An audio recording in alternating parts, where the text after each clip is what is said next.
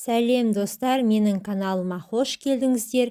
Бүгін сіздерге кір жуғыш машина ұзақ қызмет жасасын десеңіздер, қандай кеңестер қолдану қажет, және кір жуғыш машинаның сүзгісін тазалау әдісімен бөлісетін боламын. Видеоны соңына дейін қараңыздар. Жақсы күтім, уақытылы тазартып тұру, дұрыс пайдалана білу бұл жалпы кір машинаның ұзақ қызмет жасауына көмектеседі. Ендеше сіздерге төмендегі кеңестерді ұсынамын. Кір жуғыш машинаға бір ғана киім салып жууға болмайды. Кір киімді дұрыс салу қажет. Машинаға кір салғанда оның аз немесе шамадан тыс көп болмауын қадағалау қажет.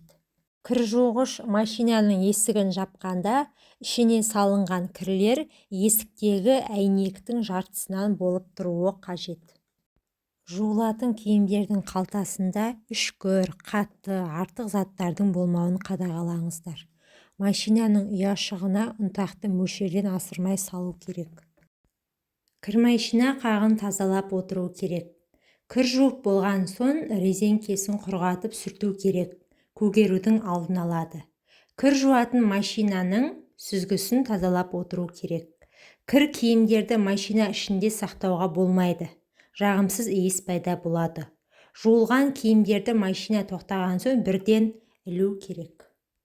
Кір жуып болған соң міндетті түрде есігін ашық қалдырып, ішін кептіру қажет. Видео ұнаса лайк басып кетіңіздер. Достар, қазір сіздерге кір машина сүзгісін тазалауды көрсетемін. Сүзгіні 2-3 рет бұрағаннан кейін ішінен су ағуы мүмкін. Сол себепті суды сүртетін арнайы майлықтар дайындап қойыңыздар. Сүзгіні ақырындап шығарамыз. Шығарған кезде ішінен осындай мустер шығатын болады. Осы мустерді және сүзгі тұратын орынды жақсылап тазалап аламыз. Сүзгіден жағымсыз иіс шыққандықтан мен алдымен оны белезнамен жақсылап жуып алдым.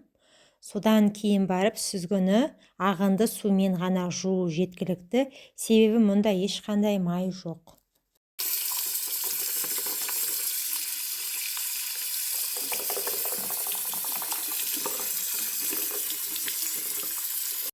Сүзгі тұратын жерді жақсылап жуып аламыз. Жуып болғаннан кейін сүзгіні қайтадан орнына мықтырақ бекітуіміз қажет. Тыңдағандарыңызға рахмет. Менің каналыма тіркелуді ұмытпаңыздар.